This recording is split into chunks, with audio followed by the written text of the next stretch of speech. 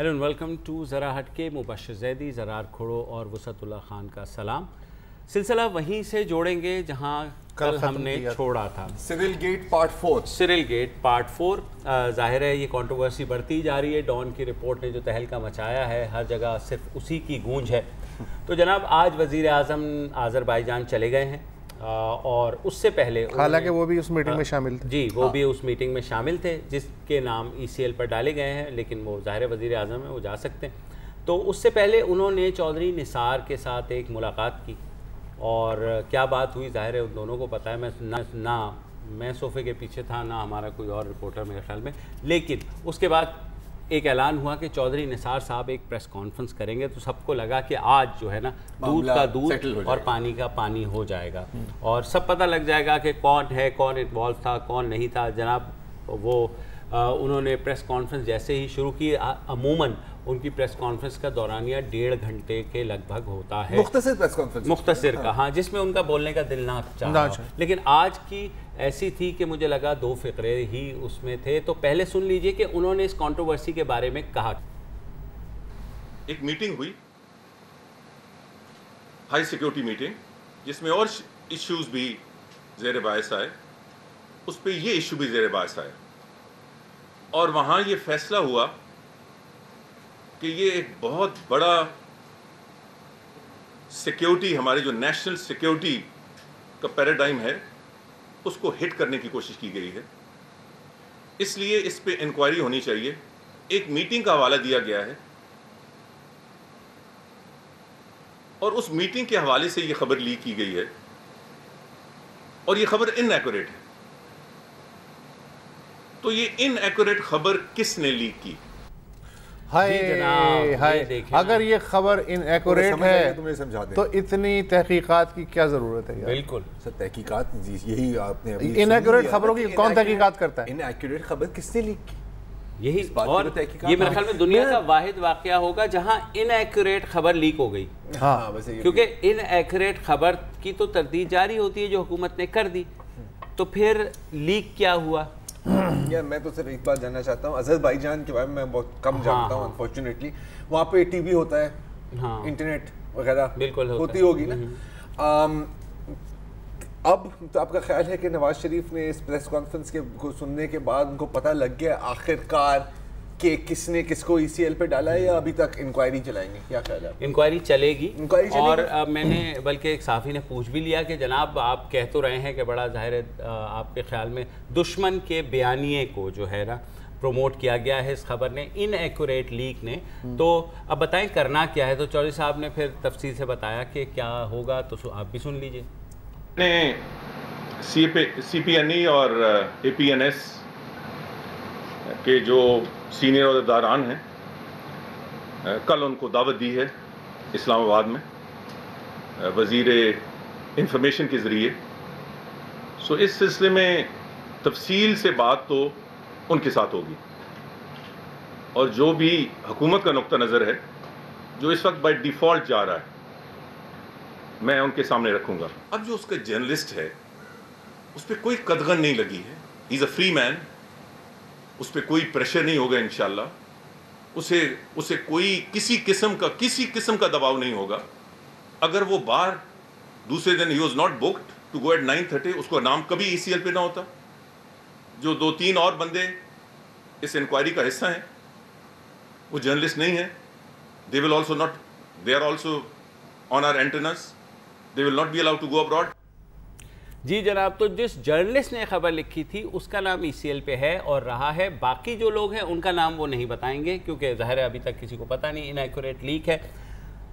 उन जर्नलिस्ट के बारे में मुझे इतना ज़रूर पता है कि वो एक पंजाबी फिल्म देख रहे हैं जिसका नाम है दुबई चलो। क्योंकि उनके मुताबिक, चौधरी निसार के मुताबिक, वो 5 बजे उन्हें पता लगा कि उनकी एक फ़्लाइट है सुबह की दुबई के लिए। तो उन्होंने FIA को फ़ौरन कहा कि नहीं भाई, इसको नहीं जाने देना, ये कोई मुशर्रफ है। तो मतलब हाँ, ऐसा थोड़ी हो सकता है। तंज ना करे, तंज ना करे। मैं तंज तो नहीं कर रहा सर। अच्छा, फिर उन्होंने कहा कि इस खबर से जो मुझे पसंद है, कुछ जुमले मुझे भी पसंद आते हैं ना, सियाक़ व सबाक़ से हट के, जिन्हें मैं तोड़ मोड़ के पेश करने की कोशिश कर रहा हूँ। इस खबर से जो लीक हुई है دشمن ملک کا جو نیریٹو ہے یا بیانیہ ہے اس کی تشہیر ہوئی ہے، ٹھیک ہے. اچھا یہ ظاہر ہے کہ ایک سیریس بات ہے یار. میں آپ سے آپ دونوں ماشاءاللہ آپ لوگوں نے دھوپ میں بال سفید نہیں کیے، رپورٹنگ کا بہت تجربہ ہے. میں نے تو زندگی میں رپورٹنگ کی نہیں، میں نے کبھی نہیں کی، انہوں نے کی ہے. سچا سچا بتائیے گا کہ اگر یہ کوئی سکوپ لے آتا کہ اسامہ بن لادن پاکستان میں موجود ہے، یا یہ کوئی سکوپ لے آتا کہ ملا اختر منصور پاکستان میں موجود ہے، تو اس کا کیا حشر ہوتا؟ اس کے تو گھر پہ ہی ECL لگ جاتا میرے خیال میں. I think کافی بڑا ہوتا، انٹرنل ECL، ایکسٹرنل ECL. اور بعد میں اور جہاں تک ہائی سیکیورٹی میٹنگ کا معاملہ ہے، مجھے یاد ہے کہ شاید زرداری صاحب کے آخری دور میں ایک رپورٹ آئی تھی کہ کوئی ایمبیسی ہے ڈپلومیٹک انکلیو میں، کیبنٹ روم جو ہے نا اس پہ وہ کوئی سگنلز ان کے آتے ہیں، بگنگ کرتے ہیں وہ وہاں بیٹھ کے اپنی ایمبیسی میں بیٹھ کے. پھر مجھے خبر یاد آ رہی ہے کہ انکرپٹڈ لائن پہ بیجنگ میں 99 میں چیف آف آرمی اسٹاف ہے اور پنڈی سے ایک کال جا رہی ہے. وہ کال کی جو ریکارڈ ہے وہ امریکن CIA کے پاس ہے. امریکن CIA نے اسے مبینہ طور پہ انڈیا کو دے دیا. تو یہ ہائی سیکیورٹی میٹنگ کے معاملات یہ ہیں. سرل اگر وہاں جاتا بگنگ کرتا تو میں اس کی حمایت نہ کرتا. فیئر ہے نا، ٹھیک ہے، بالکل. جو لوگ تھے ان میں سے کوئی نے سیریل سے اپلوڈ کیا جس پہ ہم بہت زیادہ بات کر چکے ہیں. تو یہ جو کم از کم ہائی سیکیورٹی جو آپ لوگوں کی فول پروف ہے، اس کا امپریشن مت دیں. یہ سب کو پتہ ہے کہ کتنی ہے، اور اس سٹوری میں کون سا ایسا کہوٹا ہے جو دنیا کو اور پاکستان کے اندر بچے کو پہلے چیمے گوئیاں نہیں ہو رہی ہوں. میں نے یہ نہیں کہہ رہا کہ اس میں حقائق کتنے زیادہ ہیں یا کم ہے، اس سے قطع نظر یہ چیمے گوئیاں آج تو نہیں ہو رہی، یہ پچھلے 15 سال سے، یہ 9/11 کے بعد سے مسلسل ہو رہی ہیں. اور دیکھیں پتہ ہے میرے سامنے سب سے افسوس کی بات ہے نا، اور مجھے سیریس میں بالکل طنز نہیں کر رہا، مجھے جینوئنلی افسوس ہے اس بات کا کہ تھوڑا سا اگر آپ تھوڑا سا سوچ سمجھ کے کام کرتے ہیں، ہلکی سی اس پر سپن مارتے ہیں. ہم سپن ڈاکٹرنگ بھی نا یار ایک آرٹ ہے. ہم باؤنسر کو سپن سمجھتے ہیں، یہ ہم وٹے تو وٹا ہے باؤنسر کی، تو اس میں بھی تھوڑی سی صلاحیت کی ضرورت ہوتی ہے. تھوڑا سا آپ سپن کر دیتے ہیں. اتنا آپ نے جو وائلنٹ اس پہ ریئیکشن کیا ہے، تو آپ تو یہ تصور دے رہے ہیں نا پوری دنیا کو کہ یہ خبر سچ تھی. اچھا جناب، یہ جو خبر ہے آپ کی یہ پالیسی پلیٹ فارم ہے کہ آپ نے نان اسٹیٹ ایکٹرز کو یوز کرنا ہے. آپ سر ایک آخری بات کہ آپ اس کو اس طرح فلوٹ کرتے کہ جی دیکھیں، اور یہ بات ہم نے پہلے بھی کی ہے کہ جی ایسی بات ہوئی ہے لیکن تھوڑی سی شاید انیکوریسی ہے اس کے اندر. تو کیا ہوتا پرسیپشن انٹرنیشنلی کہ یار یہ تو ایکچولی سیریس ہیں، یہ تو ایکچولی کام کرنا چاہ رہے ہیں. اور پھر آپ اندر خانی ان کو کہتے ہیں کہ سر دیکھیں ہم نے ابھی ضرب عضب لانچ کی ہے، ہم ہر فرنٹ پر لڑ رہے ہیں، ہم ایک اور فرنٹ مزید نہیں کھول سکتے اس وقت پہ، لیکن believe me we are working on it. یہ میسج جانا چاہیے. اور میں ایک بات اپنے رپورٹر ہونے کے ناطے، ایکسپیرینس ہونے کے ناطے یہ ضرور بتا دوں کہ ہماری کوئی بھی اعلیٰ سطحی میٹنگ فول پروف نہیں ہو سکتی، کیونکہ ایک نہ ایک فول ضرور ہوتا ہے اس میں، ایک نہ ایک فول ضرور بیٹھا ہوا ہوتا ہے جو کہ ظاہر ہے بعد میں مسئلہ کرتا ہے. لیکس کو آپ کہیں دنیا میں کنٹرول کر سکتے ہیں. دوسری بات ہر چیز لیک ہو جاتی ہے، اور مسئلہ یہ ہے کہ وکی لیکس دیکھ لیں یار آپ. اچھا دوسری بات یہ ہے کہ خبر کی میرٹ ڈی میرٹ پہ بات نہیں ہو رہی. اس پہ اگر فرض کریں کہ دشمن ملک کے بیانیے کی تشہیر نہ ہوتی تو اس کا مطلب ہے یہ خبر حلال تھی حکومت کے نزدیک، پھر کوئی اعتراض نہیں تھا. دشمن ملک سے کیا مراد ہے؟ انڈیا، امریکن اسٹیٹ ڈپارٹمنٹ، اس کا نیریٹو کیا ہے؟ برطانیہ کا نیریٹو کیا ہے؟ ایران کا نیریٹو کیا ہے؟ ڈھکے چھپے الفاظ میں بیجنگ کا نیریٹو کیا ہے؟ ہے نا؟ اچھا اس کو چھوڑ دیں. دشمن ملک کے بیانی کی تشہیر سرل المیڈا کی خبر سے ہوتی ہے.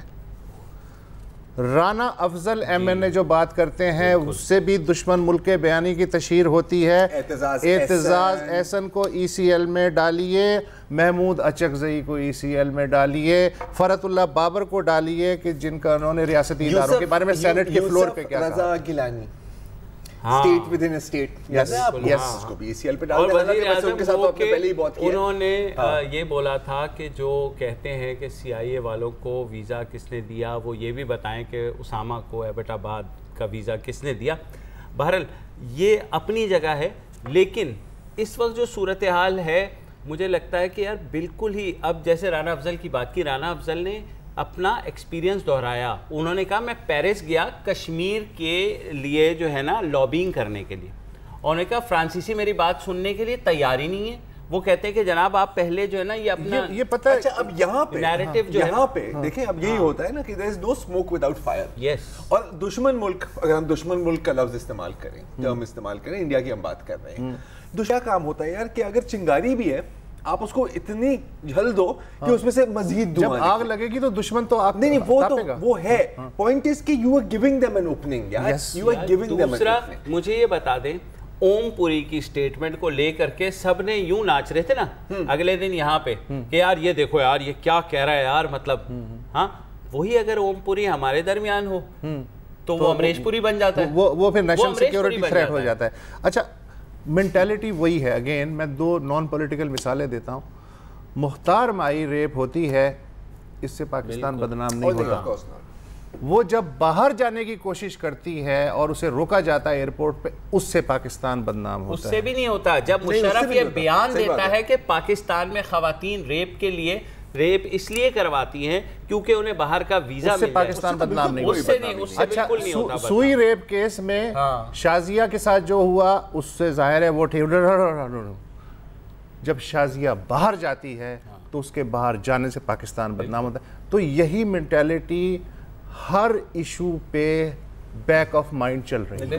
سر یہ ایک چیز تو ہوتی ہے نا شوٹنگ دا میسنجر, ابھی آ گئے ہیں کروسیفائنگ دا میسنجر کو کہ بس لٹکا دو, ٹھیک ہے. اور اگین سب ڈسٹریکشن ٹیکٹکس ہیں, کیونکہ خبر آئی جو جس بات پہ تھی وہ تو اب ڈیبیٹ نہیں ہو رہا نا کہیں بھی. خبر کے ریاکشن پر ڈیبیٹ ہو گیا, اور یہ بھی ایک بہت ایک چال ہوتی ہے. لیکن پتہ ہے میں ایک تھوڑی سی تھیوری ہے, اگر آپ مائنڈ نہ کریں, یار ہم کنسپیریسی تھیوریز میں کیوں یقین کرتے ہیں؟ اس لیے کہ سامنے حقائق نہیں یہ بھی, لیکن کیونکہ تھوڑی سی تسلی ہوتی ہے. تسلی اس بات سے ہوتی ہے کہ یار کوئی نہ کوئی بیٹھا ہوا ہے جو پلاننگ کر رہا ہے, کوئی نہ کوئی. لیکن حقیقت تو ہے یار کہ کوئی پلاننگ نہیں ہے. اس کو اگر اگین تھوڑا سا سوچ سمجھ کے کام کرتے, یا تھوڑی سی سپن کر لیتے, بھائی سے پوچھ لیتے, ہم ان کو آئیڈیاز دے دیتے, تو یار یہ آپ پوزیٹیولی سپن کر سکتے ہیں. ڈیمیج کنٹرول نام کی ایک چیز ہوتی ہے. آپ کی جو خواہش ہے نا, اس پہ میرے ایک دوست کے والد کہتے تھے کہ اگر ساڈے رشتہ دار نہ مردے تے لندن تک 4 پائیاں وچھڑیاں سن. ہائے ہائے ہائے کیا بات کرتی ہے. اس کے بعد کوئی بات کہنے کو رہ نہیں گئی. اس سیگمنٹ کے بعد دوبارہ واپس آتے ہیں.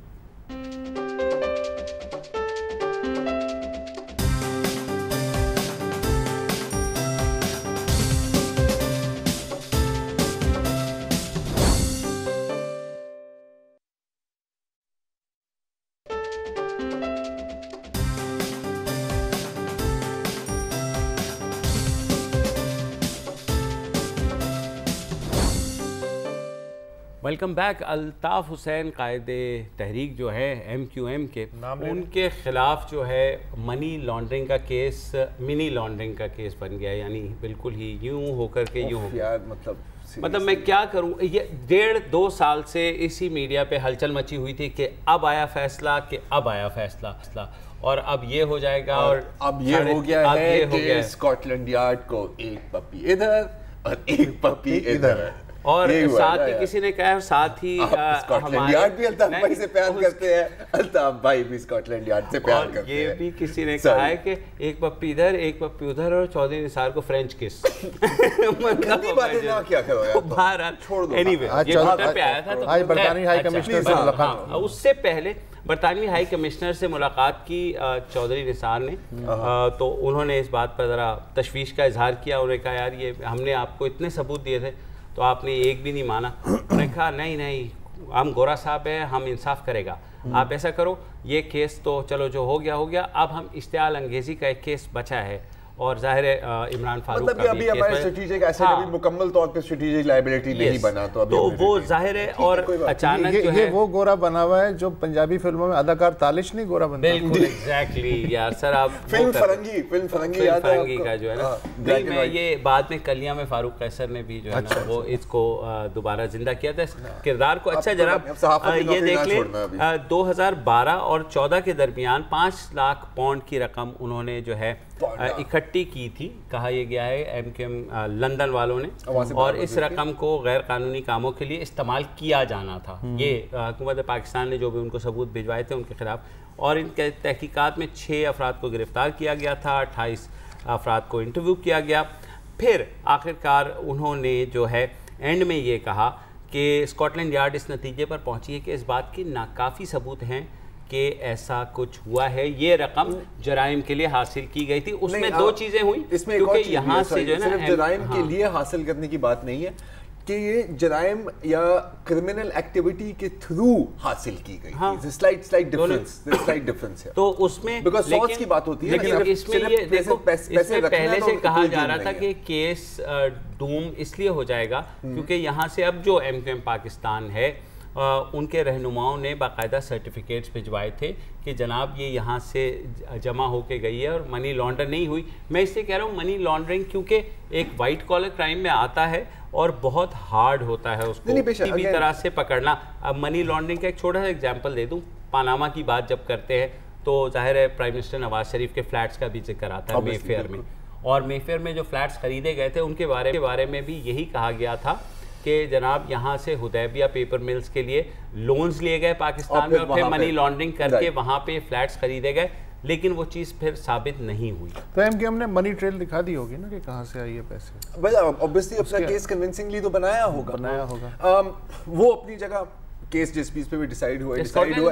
واسع جلیل اور ایم کیو ایم لنڈن تو اب ایسے لگ رہا ہے کہ کوئی 1.5-2 لیٹر خون, نہیں 1.5-2 لیٹر خون تو آپ فلی چارج ہو گئے کم کہہ رہے ہیں. آج واسع جلیل صاحب نے کہا اب آنے والے حالات جو ہیں نا وہ دیکھیے گا مزیدار ہونے والے ہیں. انہوں نے کہ ہم جلد پاکستان کے لیے رابطہ کمیٹی کا اعلان کرنے والے ہیں. پیرالل رابطہ کمیٹی, ہاں کیونکہ باقیوں کو تو مسترد کر دیا. اس میں آئی ڈونٹ نو اس کو آپ کس طریقے سے دیکھتے ہیں. میرے تو خیال ہے کہ پرانی رابطہ کمیٹی کو پالش کر کے جو ہے نا ایونچولی جو ہونا ہے وہ یہی ہوگا. ابھی کی اگر ہم بات کریں تو جیسے ابھی آپ نے کہا کہ اب وہ تو مزید اپنی سرگرمیاں اپنی ان کی تیز ہو جائیں گی نا کام. یو ہیو ناؤ 4 فیکشنز, ٹھیک ہے نا. آپ کے پاس ایم کیو ایم لنڈن ہے, آپ کے پاس ایم کیو ایم پاکستان ہے, آپ کے پاس پی ایس پی ہے, اور آپ کے پاس حقیقی ہے. لیکن جب تک جنرل الیکشنز نہیں ہوں گے آپ نہیں گیج کر سکیں گے کس کو کون کتنے پانی میں ہے. That is the reality. لیکن اب بڑی مذاق خیز صورتحال اس لحاظ سے بنے گی کہ اگر لندن والے یہاں کے لیے نئی رابطہ کمیٹی کا اعلان کرتے ہیں, جو کہ ظاہر ہے کہ فاروق ستار جو کریں گے اگینسٹ ہوگی, تو اس کے بعد یہ کیس اور کمزور ہو جائے گا فاروق ستار کی رابطہ کمیٹی کا کہ جی ہم پارلیمنٹ کی سیٹوں پہ رہیں گے. مزید کمزور ہوگا یہ.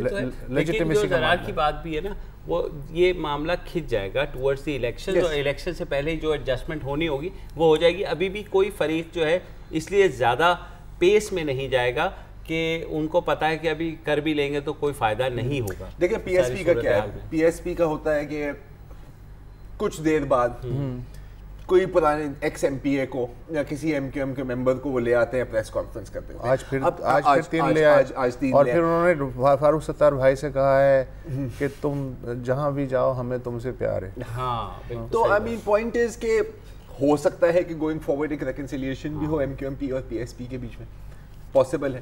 اب 1-2 ایم پی اے لینے سے یہ کوئی گارنٹی نہیں ہے کہ وہ اپنے ووٹس اپنے ساتھ لائیں گے, کیونکہ ووٹس تو ان کو اپنے نام پہ نہیں ملے نا. ایک مجھے نہیں معلوم کہ منی لانڈرنگ کیس زیادہ امپورٹنٹ تھا یا عمران فاروق کیس جو ہے وہ زیادہ امپورٹنٹ ہے.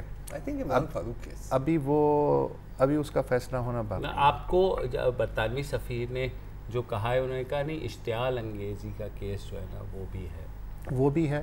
اور لیکن دیکھیں منی لانڈرنگ میں تو ثبوت تھے آپ کے پاس. عمران فاروق قتل کیس میں جو تھوڑے سے آ رہی ہیں کہ ون آف دی پرسن جو ہے اس کی ڈیتھ ہو چکی ہے، تو وہاں سے وہ لیکن دوسرے کا اعترافی بیان تو لے لیا ہے نا اسکاٹ لینڈ، نہیں اعترافی بیان لے لیا سر، یہ بھی تو ثبوت لے کے گئے تھے نا جب یہ تھریسا میں اور وہ چودھری نثار کی ملاقات ہوئی تھی، تب بھی تو ہم نے منی لانڈرنگ کے بھی تو سارے ثبوت دیے تھے نا. ہاں تو میں صرف اور صرف یہ کہہ رہا ہوں کہ میرا نہیں خیال کہ یہ کیسز جو ہے نا آگے بڑھ کے کوئی پرابلم، کیونکہ منی لانڈرنگ بہت مشکل ہے بہت مشکل ہے. اب دیکھیں اب یہ بھی نا منی لانڈرنگ کے جو کیس ہے نا اس کو بھی ہم تھوڑا سا اگر کلیریفائی کریں تو یہ مسئلہ یہ نہیں تھا کہ وہ پیسے کس کام کے لیے استعمال کیے جانے تھے. سورس کیا ہے؟ سورس کیا ہے؟ اگر سورس آپ پروف کر سکے کہ کرمنل سورسز سے آپ نے یہ آبٹین کیا ہے تو پھر کیس بنتا ہے. اب یہ ڈاکیومنٹڈ اکانومی میں بھی یہ ثابت کرنا تقریباً ناممکن ہے، اور پاکستان جیسی انڈر دا ٹیبل اکانومی جہاں پہ کوئی چیز لکھت میں نہیں ہے، کوئی پیپر ٹریل ہے ہی نہیں سر. پیپر ٹریل کیا ہے؟ پرچی پہ کام بھی نہیں ہوتا یار، اتنا بھی پیپر ٹریل نہیں ہے آپ کے پاس. تو کیسے آپ پرچی دے دی ہو ایک لکھ کے؟ چینی پپی دے دی ہوگی نا، وہ تو میں نے پہلی بات کر دی. ٹھیک ہے. تو اب مجھے بتائیے تو یہاں آپ کو لگتا ہے کہ ایم کیو ایم پاکستان کو اس وقت غشی کے دورے پڑ رہے ہوں گے یا نہیں؟ ابھی نہیں غشی کے دورے ایک دو دن کی ٹینشن ہے، اس کے بعد بیک ٹو نارمل ہے یار. اچھا آئی ڈونٹ تھنک کہ آن دا گراؤنڈ کوئی اتنا فرق پڑتا ہے ایز سچ. لیکن پاکستان اور لندن کی سچویشن کو نا اس کو کمپیئر نہ کریں یہ منی لانڈرنگ کے کیس سے. پاکستان میں جو نیریشن ہے نا جس کی وجہ سے ایم کیو ایم ڈیوائڈ ہوئی، وہ تو 22 اگست کی ان کی تقریر ہے قائد تحریک. Money laundering is a non issue. Money laundering Imran Farooq قتل کیس سے الگ مسئلہ ہے وہ. ہاں البتہ اگر چارجز ڈراپ نہیں ہوتے، اگر کاروائی ہوتی تو پھر obviously یہ ایم کیو ایم پاکستان کے فیور میں جاتی کیونکہ لنڈن والے ڈسٹریکٹ ہو جاتے. لیکن چارجز ڈراپ کرنے سے ہو سکتا ہے کہ آج فاروق ستار کو تھوڑی ٹینشن ہے، کل تک تھوڑی ٹینشن ہو، لیکن پرسوں تک یار ریئلائز ہو جائے گا کہ آن دا گراؤنڈ اس کا کوئی ایز سچ افیکٹ نہیں ہے میری نظر. میرے خیال میں تو الطاف حسین نے ظاہر ہے واپس تو آنا نہیں ہے، تو آئی ڈونٹ تھنک سو کہ نا ہاں کوئی ایسا وہ ہوگا. ایک چھوٹی سی بریک لے لیتے ہیں، نیوز اپڈیٹس کا وقت ہوا ہے، اس کے بعد چلیں گے سپریم کورٹ.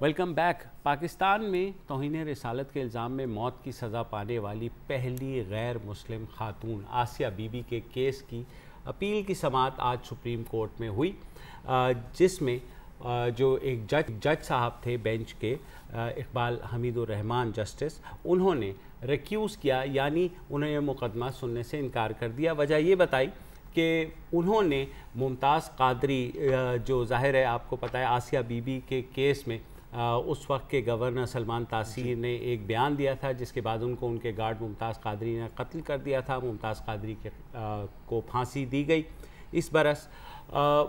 تو اقبال حمید الرحمان صاحب جسٹس کا یہ کہنا تھا کہ کیونکہ انہوں نے اسلام آباد ہائی کورٹ چیف جسٹس کی پوزیشن میں اس کیس کو انہوں نے سنا تھا، اپیل کو ممتاز قادری کی، اور اس کو اپہولڈ کیا تھا، لہٰذا وہ اس بینچ پہ نہیں بیٹھ سکتے. آسیہ بی بی جو ہیں ان کو گزشتہ سال جولائی میں سپریم کورٹ نے ان کی اپیل منظور کی تھی. اس سے پہلے 2014 میں لاہور ہائی کورٹ نے ماتحت عدالت کی طرف سے دیا جانے والا فیصلہ برقرار رکھا تھا. یہ کیس اس لیے بہت زیادہ ہائی لائٹ ہوا ہے کیونکہ اس میں ظاہر ہے اس کے بعد سلمان تاثیر صاحب کی جو ہے ان کو مارا گیا اور ممتاز قادری کو پھانسی بھی لگائی گئی. تو سارے میڈیا کی نظریں آج سپریم کورٹ میں تھی. میرا ایک سوال ہے، اچھا سوال بس ایک ریکیوزنگ کے بارے میں ایک سوال ہے کہ یہ کس طرح کا پروسیجر ہوتا ہے؟ پہلے نہیں پتا ہوتا کہ اس طرح کانفلکٹ آف انٹرسٹ ہے یا آپ اسی دن ہی آپ اپنے آپ کو ریکیوز کر سکتے ہیں؟ میں نے کیسز کافی سپریم کورٹ میں رپورٹ بھی کیے ہیں. ہوتا یہ ہے کہ کیسز فکس کرنے کا اور بینچز بنانے کی جو ذمہ داری ہے وہ چیف جسٹس آف پاکستان کی ہوتی ہے اور رسپیکٹیولی ہائی کورٹس میں chief justice of the provincial high courts کی ہوتی ہے. وہ بینچز بنا دیتے ہیں، ویکینڈ پہ ایک کاز لسٹ لگ جاتی ہے، وہ کیس لگ جاتے ہیں. اگر کسی جج کو ریکیوز کرنا ہے یعنی اعتراض کرنا ہے کسی بھی وجہ سے، اور یہ کامن پریکٹس ہے لاء میں کہ اگر آپ کا کہیں انٹرسٹ آپ کو لگتا ہے کولائڈ ہو رہا ہے تو جج صاحب کہتے ہیں کہ میں نہیں سن رہا, یہ بینچ چیف دوبارہ. جسٹس صاحب کو نہیں پتا تھا کہ یہ ان کا انٹرسٹ میرا نہیں خیال, کیونکہ اقبال حمید الرحمان صاحب اس وقت اسلام آباد ہائی کورٹ کے جج تھے, تو جب یہاں آ جاتے ہیں سپریم کورٹ میں ان کی ایک ایلیویٹ ہو کر کے آئے تو وی ایزیوم, کیونکہ لیگل پروفیشن ہے, میری ایزمپشن ہے اور پریروگیٹو ہوتا ہے, تو اس لیے انہوں نے کہا میں نہیں سن رہا, جس پر جو سینئر جج تھے ثاقب نثار صاحب جسٹس, انہوں نے کہا کہ جناب یہ کیس دوبارہ چیف جسٹس کو بھجوا دیا گیا, اب وہ نیا بینچ بنائیں گے تو دوبارہ سے مقدمے کی آسیہ بی بی کیس ہے تو بہت مشہور, لیکن ظاہر ہے کہ میں ری وزٹ کرنا چاہ رہا ہوں, اس لیے کہ ہو سکتا ہے بہت سے لوگ جو ہیں وہ ان کے لیے کچھ انفارمیشن نہیں ہو. آسیہ بی بی کے خلاف یہ جو کیس ہے یہ جون 2009 میں ننکانہ صاحب کی ایک عدالت میں ایک مسجد کے امام سالم صاحب کی مدعیت میں درج کیا گیا تھا. سالم صاحب کو کچھ عورتوں نے بتایا, سالم صاحب نے خود نہیں دیکھا وہ منظر, کچھ عورتوں نے بتایا کہ آسیہ بی بی کے پانی نکالنے کے معاملے پہ کوئی جھگڑا وگڑا ہوا اور اس نے توہین رسالت کی. تو ہوتا یہ ہے کہ آپ کے سامنے کی تو آپ کیس درج کرا دیں, لیکن ایسا نہیں ہوا. مولوی صاحب جو ہیں ان کی مدعیت میں یہ کیس درج ہوا. بہرحال ملزمہ نے دوران سماعت یہ کہا کہ ان پہ قبول اسلام کے لیے دباؤ ڈالا گیا, اور جب انہوں نے انکار کیا تو پھر مقدمہ وہ پرچہ کٹوا دیا گیا. 2010 میں ننکانہ کی ایک عدالت نے انہیں سزائے موت سنائی. اس کے بعد لاہور ہائی کورٹ میں اپیل کی گئی اور 2014 میں اپیل انہوں نے اپہولڈ کیا گیا. پھر اس سال جنوری میں مبشر بتا چکے ہیں کہ گزشتہ سال جولائی میں پہلے فائل کی گئی, جنوری میں نہیں جولائی میں انہوں نے اپیل کے لیے منظور کی. اس دوران ظاہر ہے کہ سلمان تاثیر کی وجہ سے کیس یہ مشہور ہوا, پھر انٹرنیشنل اس لیے بھی ہو گیا کہ جو پوپ بینیڈکٹ ہیں جی انہوں نے بھی ایک موقع پہ ان کی رہائی کی اپیل کی. اچھا, اب معاملہ یہ ہے کہ یہ ظاہر ہے کہ معمولی کیس تو نہیں ہے. اس کا اندازہ آپ اس سے لگا سکتے ہیں کہ آج اسلام آباد میں 3000 سیکیورٹی اہلکار ہائی الرٹ پہ تھے, اس کے باوجود کوئی کیس چلنے دیں, اس کے باوجود لال مسجد فاؤنڈیشن اور ان کے جو حامی تھے وہ بڑی تعداد میں کورٹ میں موجود تھے. اس کی فوٹیج بھی ہے, لوگوں نے آن لائن بھی اس کو اپلوڈ کیا ہے, بینرز کے ساتھ کھڑے ہوئے ہیں, آپ دیکھ سکتے ہیں کہ آسیہ بی بی کو پھانسی دو, جو ان کو ڈیفینڈ کریں گے وہ بھی گستاخ ہے, وہ بھی واجب القتل ہے. اچھا, اب پاکستان کی جو موجودہ صورتحال ہے اس میں ڈیفینیٹلی یہ ایک انتہائی سینسٹیو کیس ہے. بالکل, اور جو بھی جج اس کی سماعت کر رہے ہیں ان کی سیکیورٹی میرا خیال ہے کہ وہ لازمی ہے, چونکہ انہیں کئی چیزوں کا جائزہ لینا ہے. صرف یہ نہیں ہوتا کہ جی کیس کا یہ فیصلہ آیا تو میں نے اس کو اپ ٹرن کر دیا یا مسترد کر دیا, ایکسیپٹ کر لیا. اس طرح کے کیسز میں بہت ساری جو ہیں سینسٹیو چیزیں دیکھنی پڑتی ہیں.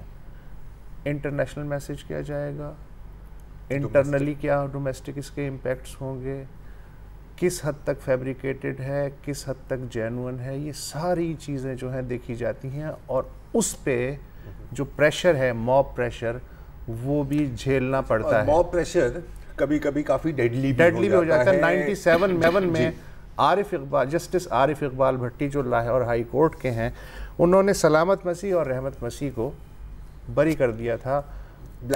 اس کے بعد کسی قاتل نے جسٹس عارف اقبال بھٹی کو زندگی سے ہی بری کر دیا تھا اپنے چیمبرز میں. اس کے علاوہ 2014 میں ملتان میں آپ کو پتہ ہے راشد رحمان ایڈوکیٹ, ان کا قتل بھی اس لیے ہوا کہ انہوں نے ایون کیس لینے پر بھی یہاں جان کا خطرہ ہے.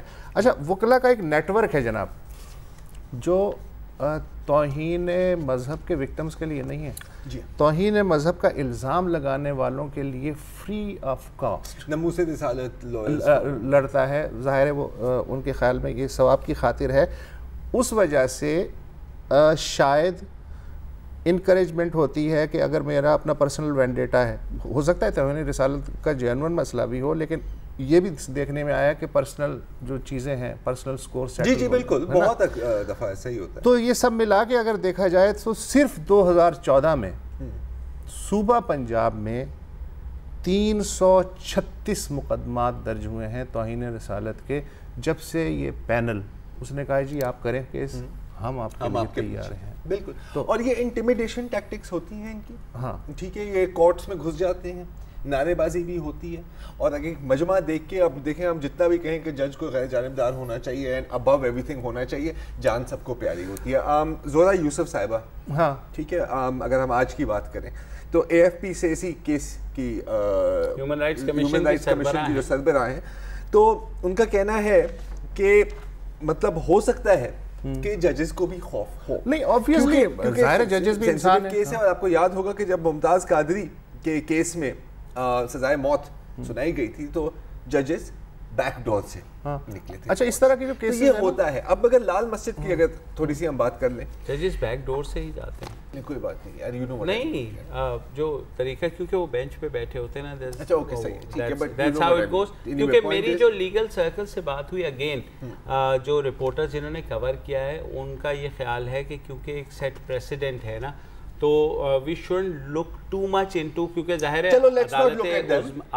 کسی اور چیز کو دیکھ عدالت عظمیٰ ہے تو ظاہر ہے جو لال مسجد پہ دیکھ لیتے ہیں پھر. ٹھیک ہے, لال مسجد کی شہداء فاؤنڈیشن, جیسے آپ نے ابھی کہا, شہداء فاؤنڈیشن نے کہا تھا کہ اگر آسیہ بی بی کو رہا کیا گیا تو لال مسجد مرکز بن جائے گی اینٹائی گورنمنٹ ایکٹیویٹیز. دیکھو نہیں, یہ اس طرح کے سارے کیسز میں یہ سب ہوتا ہے سر, بالکل ہوتا ہے, لیکن تھوڑی سی اگر آپ نے آسیہ بی بی کا ریفریشر دیا, میں بھی ایک تھوڑا سا ریفریشر دینا چاہتا ہوں کہ لال مسجد کا بھی آخرکار کیا سین تھا. ٹھیک ہے, اب صرف یہ نہیں ہے بلکہ اس کے بعد شہداء فاؤنڈیشن نے یہ بھی کہا ہے کہ وہ تو گستاخ ہے, اور جو اس کو ڈیفینڈ کرے چاہے جسی بھی فورم پہ, وہ بھی گستاخ ہے, جس کا مطلب ہے کہ وہ واجب القتل ہے. لال مسجد یار, لال مسجد والے یہ بات کر رہے ہیں. لال مسجد آپریشن میں کیا ہوا تھا, ہاں 10 SSG زرار کمپنی کے شہید ہوئے, جس میں سے لیوٹیننٹ کرنل ہارون الاسلام شامل تھے, ایک رینجر اہلکار. ٹھیک ہے, اسٹیٹ کو جو چیلنج کیا وہ تو چیلنج کیا. اچھا, آپریشن کے دوران حمایتی بیان کس سے آتا ہے؟ ایمن الظواہری. ایمن الظواہری کہتے ہیں کہ اس کا بدلہ صرف خون سے ہی ہو سکتا ہے, اور اگر آپ نے نہیں لڑا یہ لوگ آپ سب کو تباہ کر دیں گے. تحریک طالبان پاکستان کی فارمیشن لال مسجد آپریشن کے بعد بیک لیش ظاہر ہے بہت بڑا. بیک لیش اپنی جگہ تھوڑا سا اس کو ریکیپ بھی کر لیتے ہیں نا. ٹی ٹی پی نے اپنی فارمیشن جب ٹی ٹی پی کی ہوئی تھی, انہوں نے اپنے موقف میں یہی لکھا تھا کہ ہم لال مسجد کا بدلہ لیں گے. There is one more thing. 2 ماہ بعد ایس ایس جی کمپنی کے ہیڈ کوارٹرز پہ اٹیک کرتے ہیں. ٹھیک 1 سال بعد سوئسائڈ بامبر 19 پولیس اہلکاروں کو 15 پولیس اہلکار اور 4 سٹیزنز کو قتل کرتے ہیں اسلام آباد میں. تو یار دس از دی تھیوری. غازی نیشنل سیکیورٹی غازی فورس بنی کیوں نہیں بنے, تو یہ مطلب یہاں پہ آپ کا نیشنل پلان کہاں غائب ہو جاتا ہے, مجھے کوئی سمجھا دے. یہاں پر چودھری نثار کیوں نہیں بول سکتے, یہ مجھے کوئی سمجھا دے. یہ جو سارے کیسز ہیں, ہاں داعش کی حمایت آپ نے بیٹھ کے کی لال مسجد میں, ٹھیک ہے, یہ سارا کام آپ نے کیا, آپ تھریٹن کر رہے ہیں کہ جو 2007 میں آپ نے کیا ہے آپ وہ دوبارہ کریں گے, اور کوئی کچھ نہیں کر سکتا ہے. میں تھوڑا سا کیونکہ آپٹمسٹکلی چیزوں کو دیکھتا ہوں, بینگ اے رپورٹر, ظاہر ہے میں آپ کا مجھے اس لیے نہیں, میں اس لیے کہہ رہا ہوں کہ ممتاز قادری کے مسئلے پر بھی یہی تھریٹس آئے تھے, اور عدالتوں نے ایک سٹینڈ لیا تھا. ہائی کورٹ لیول پر بھی, سپریم کورٹ لیول پر بھی, ریویو لیول پر بھی, اور پریزیڈینشل کلیمنسی لیول پر بھی. اسی لیے میں وہی کہہ رہا ہوں کہ ہو سکتا ہے اس طرح کے جو کیسز ہیں نا, یہی لٹمس ٹیسٹ ہوتے ہیں اسٹیٹ کے لیے. اچھا, ججوں کی مشکل بھی سمجھنے کی کوشش کرو یار. نہیں سر, ججز کی بات نہیں ہو رہی یہاں پہ. ججز جو ہیں اگر موب جو ہیں اس کے اگینسٹ جاتے ہیں تو آپ کو پتا ہے فزیکل تھریٹ سے لے کے ہر چیز تک بات کر لی. اچھا, اب دیکھنا یہ ہے کہ اگر اسٹیٹ کلیم کری کہ اس کا نیریشن چینج ہوا ہے اور اس کا ویو جو ہے ورلڈ ویو اور جو ٹالرنس لیول ہے وہ چینج ہوا ہے, تو اس طرح کا جو کیس ہے, اس طرح کے وہ ایک لٹمس ٹیسٹ ہوتے ہیں. فرض کریں کہ سزائے موت ریٹین رکھی جاتی ہے, ٹھیک ہے, اب وہ ظاہر ہے اس کے بھی کوئی جسٹیفائڈ قسم کے ریزنز ہوں گے, لیکن سگنل کیا جائے گا کہ جی یہ موب پریشر جو ہے وہ بھی کام کرتا ہے. تو ججز دونوں طرح سے مشکل میں ہیں. سر وہ بات کلیئر ہے بالکل 100%. آپ کی بات بھی بالکل صحیح ہے کہ ممتاز قادری میں بھی یہی ڈیبیٹ ہوئی بالکل, اور آخرکار اور اس وقت پریشر زیادہ تھا, بھئی زیادہ تھا بے شک, لیکن اور اس وقت بھی قانون کی روشنی میں سینٹنس دیا گیا اور سینٹنس اپہولڈ ہوا, سینٹنس کیری آؤٹ ہو گیا. میں اس کی بات نہیں کر رہا یار, میں صرف بات کر رہا ہوں کہ ججز کی اپنی جگہ ہے یار, باقی ریاست کہاں ہے جب لال مسجد جیسی جگہ کے فورم سے اس طرح کی ڈائریکٹ تھریٹس لیول کی جا رہی ہیں. میرا صرف میرا اتنا, اسی ریاست میں ممتاز قادری کیس کا بھی فیصلہ ہوا ہے. یہی میں کہہ رہا ہوں, یہی میں کہنا چاہ رہا ہوں, میں فیصلے کی بات نہیں کر رہا سر, میں دھمکیوں کی بات کر رہا ہوں, میں فیصلے کی بات نہیں کر رہا. نہیں مطلب دھمکیاں تو دیکھیں یہاں یہ ایک اس کو مطلب وہ جگہ جو دہشت گردی کا مرکز تھا وہاں سے دوبارہ اس نارمیلٹی کو نارمیلٹی سمجھیے. ہمارے پاکستان مخصوص حالات ہیں, اس میں پریشر اس طرح ہی پڑ رہا ہے, ہم بوڑھے ہو چکے ہیں یہ ساری چیزیں. اور ممتاز قادری کی ہینگنگ اس بات کا ثبوت ہے کہ ریاست نے تھوڑا سا جو ہے نا جان پکڑی ہے. تو میرے خیال میں امید یہی ہے کہ انصاف ہوگا جو کہ, اور ظاہر سپریم کورٹ میں جب چیز آتی ہے تو انصاف ہی ہوتا ہے. ایک چھوٹی سی بریک لے لیتے ہیں, اور بریک کے بعد بات کریں گے پاکستان کی اس زبردست فٹ بالر کی, خاتون فٹ بالر جو ایک حادثے میں جاں بحق ہو گئی.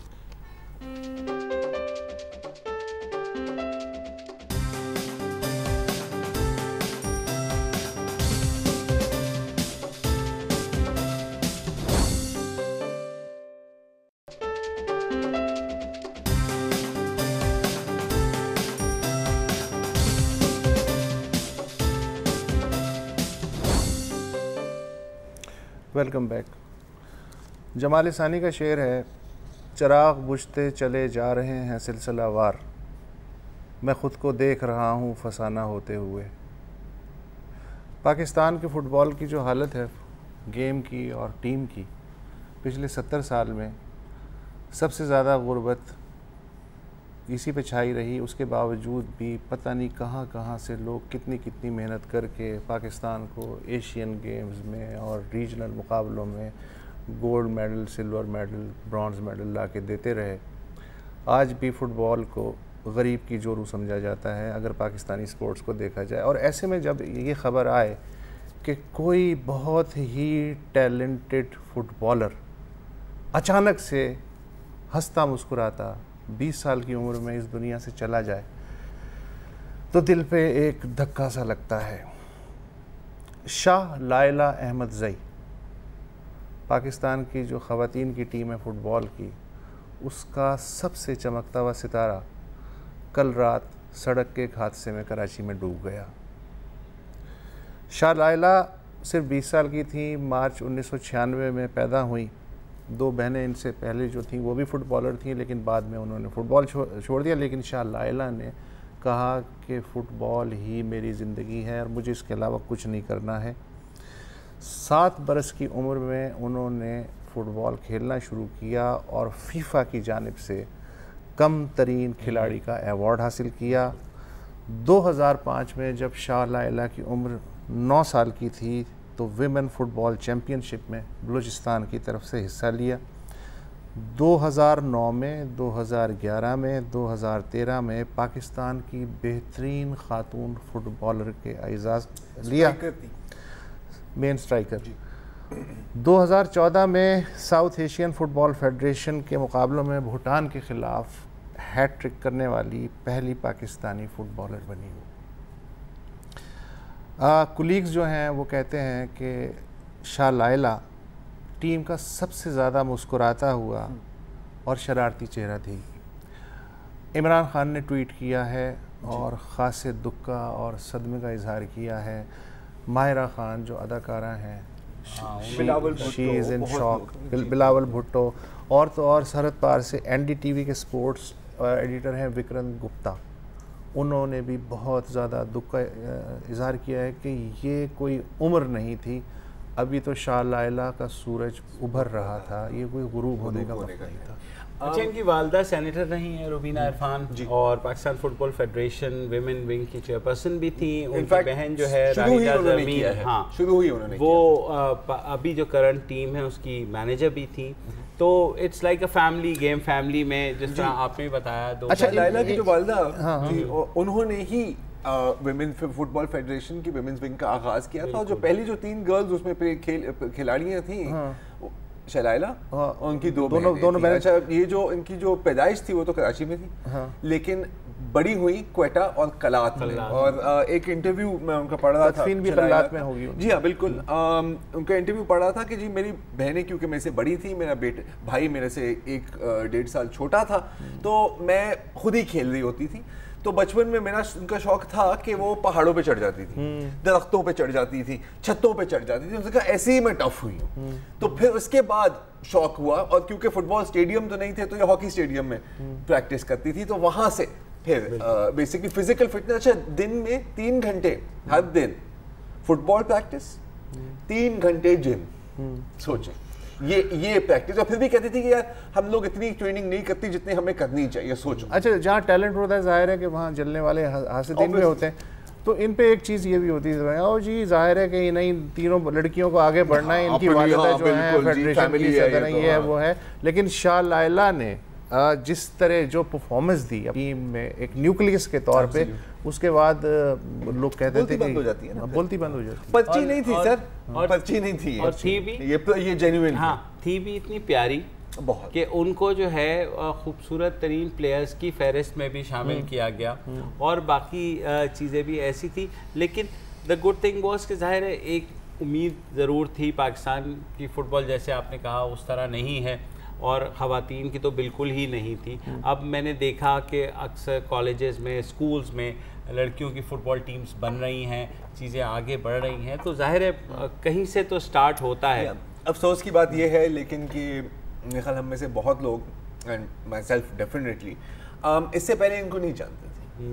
ٹھیک ہے, یہ اور یہ انفارچونیٹ بات. فٹ بالرز کو کہاں جانتے ہیں پاکستان, فٹ بال ٹیم کو کہاں جانتے ہیں. ایک بندے کا آپ کا نام نہیں بول سکتا. صحیح بات. ایک زمانہ تھا کہ مجھے پاکستانی ہاکی ٹیم کے نام جو ہیں انگلیوں پہ یاد تھے, بلکہ سبھی کو یاد تھے. آج سوائے کرکٹ ٹیم کے کوئی بھی نہیں جانتا. تو فٹ بال کو تو ویسے ہی گھاس ڈالا جاتا ہے. بہرحال ایک انتہائی افسوسناک خبر تھی, آج سوشل میڈیا پہ پورے دن ٹرینڈ کرتی رہی, لوگوں نے بہت دکھ. اور امید ہے کہ یہ شاہ لائلہ کی شخصیت نئی بچیوں کے لیے سورس آف انسپریشن بنے, اور وہ بھی اس میدان میں آگے آئیں. فی الحال اتنا ہی. کل کال ان ڈے ہوگا, آپ کی کالز کا انتظار رہے گا. ہمارا نمبر اگر نوٹ کرنا چاہے 021323392327 اور 30 ہے. کل آپ سے ملاقات ہوگی, آپ کی بات سنیں گے. فی الحال اجازت دیجیے, اللہ حافظ.